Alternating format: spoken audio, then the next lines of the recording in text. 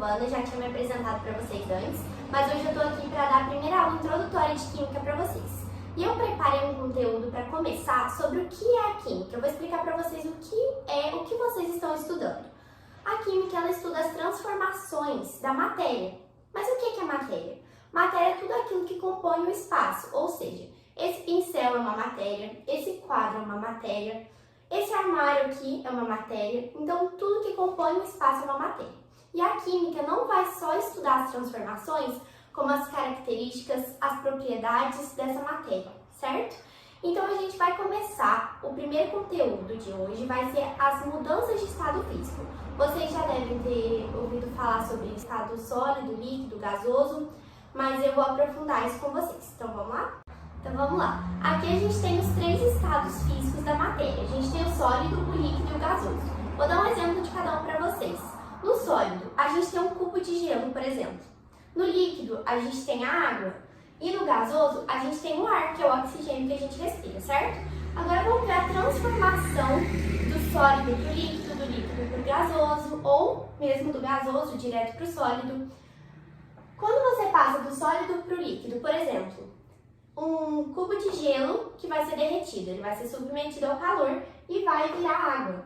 Essa mudança se chama fusão.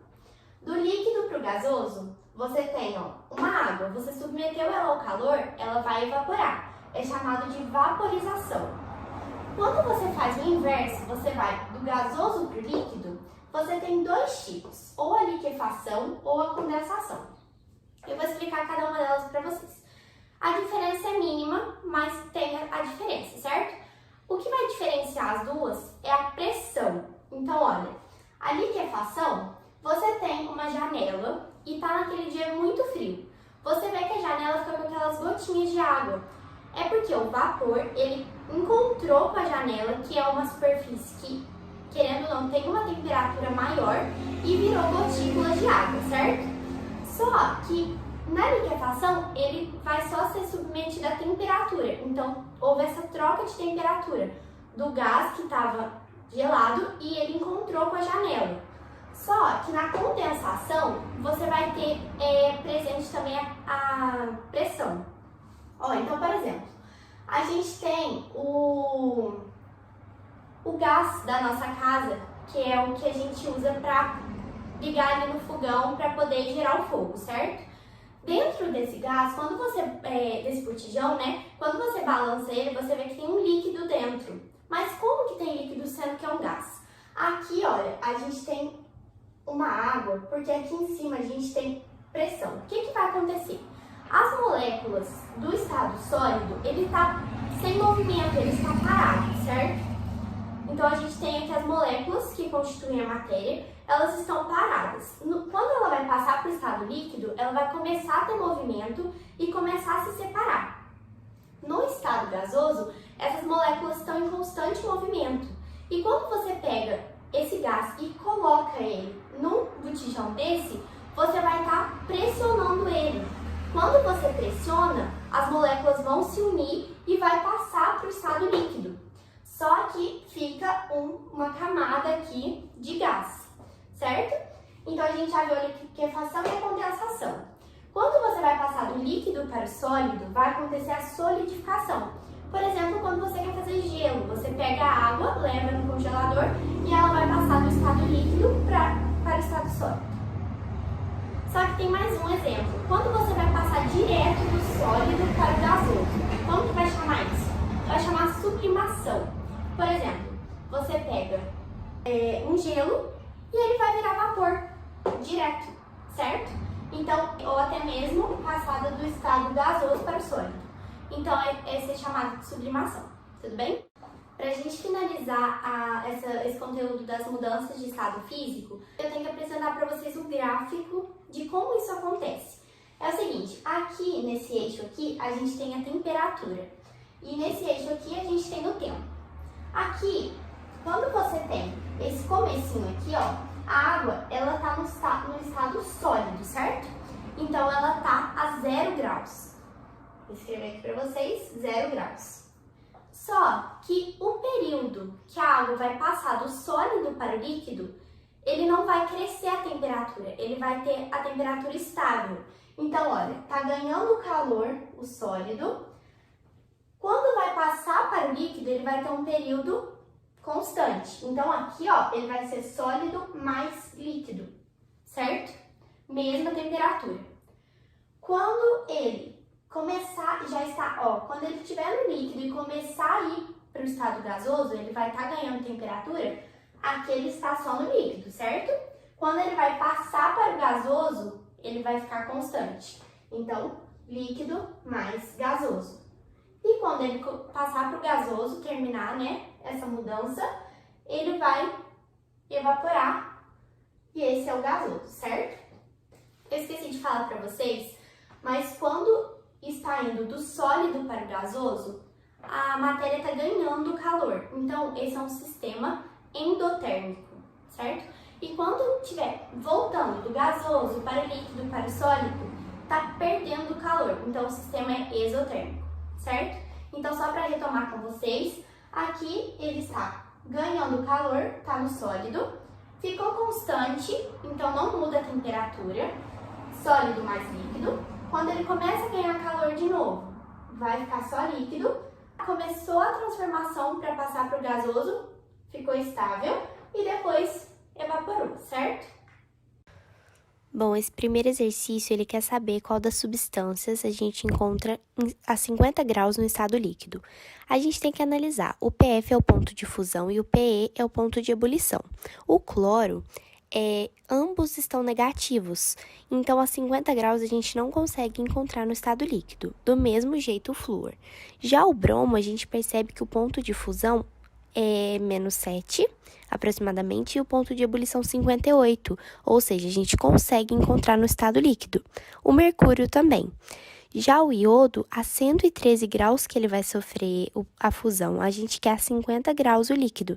Então, o líquido já tem que ter passado pela fusão. Então, a resposta correta é letra E, bromo e mercúrio. Esse nosso segundo exercício do Enem, ele vai ter um contexto falando sobre a água e a pergunta específica diz que moléculas do líquido podem ter energia necessária para começar a subir para a atmosfera.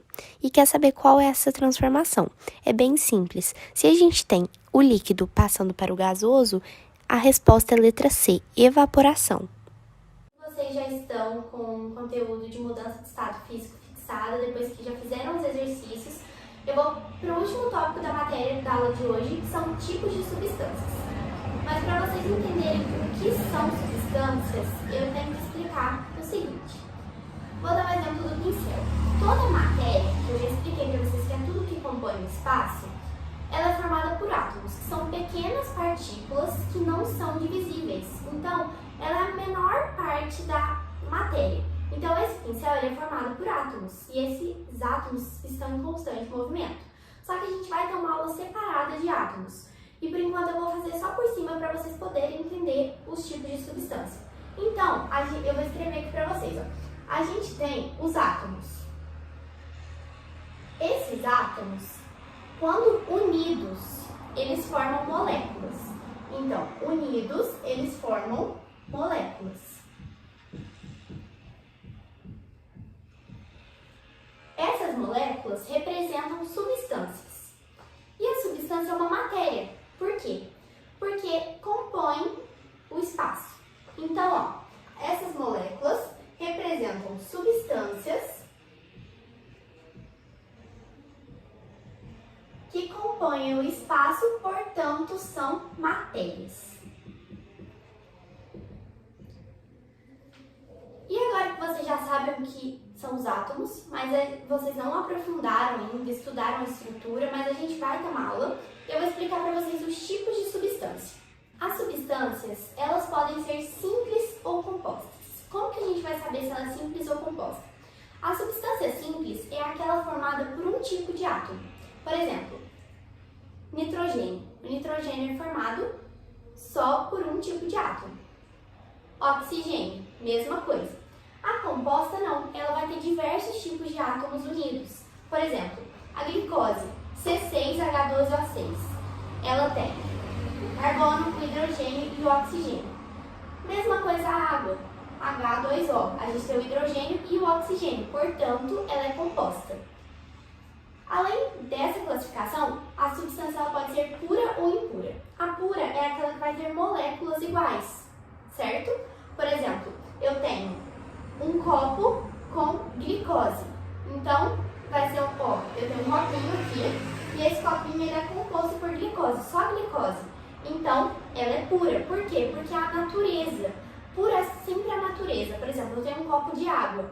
A natureza da água é só H2O. Então, ela é pura.